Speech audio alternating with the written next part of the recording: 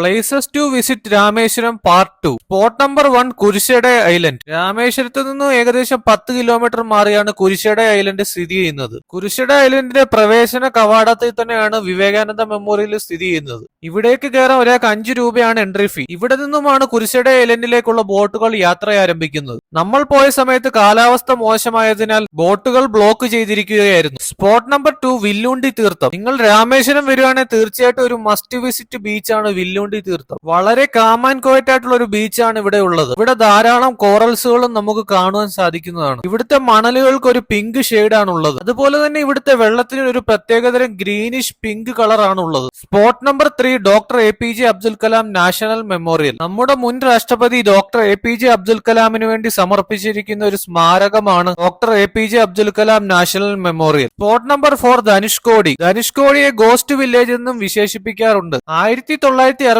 ചുഴലിക്കാറ്റിലാണ് ഈ നഗരം ഇല്ലാതെയായത്. പണ്ടത്തെ ധനുഷ്കോടി നഗരത്തിന്റെ പല അവശിഷ്ടങ്ങളും നമുക്ക് ഇവിടെ കാണുവാൻ സാധിക്കുന്നതാണ്. Spot number 5 അരിച്ചാൽ മുനൈ. ഇന്ത്യയുടെ ഡെഡ് എൻഡ് എന്ന് വിശേഷിപ്പിക്കുന്ന ഒരു സ്ഥലമാണ് അരിച്ചാൽ മുനൈ. രാമേശ്വരത്തു നിന്ന് ഏകദേശം 25 കിലോമീറ്റർ മാറിയാണ് അരിച്ചാൽ മുനൈ സ്ഥിതി ചെയ്യുന്നത്. ഇന്ത്യൻ മഹാസമുദ്രവും ബേ ഓഫ് ബംഗാളും അതിമനോഹരമായി കൂടിച്ചേരുന്നത് നമുക്കിവിടെ കാണുവാൻ സാധിക്കുന്നതാണ്. അതേപോലെ തന്നെ നമുക്കിവിടെ നിന്ന് കഴിഞ്ഞാൽ രാമസേതുവിന്റെ ഒരു ഭാഗം കാണുവാൻ സാധിക്കുന്നതാണ്. അപ്പോൾ വീണ്ടും മറ്റൊരു വീഡിയോയുമായി കാണുന്നവരെയും ബൈ ഫ്രം ഗൂഗിൾ.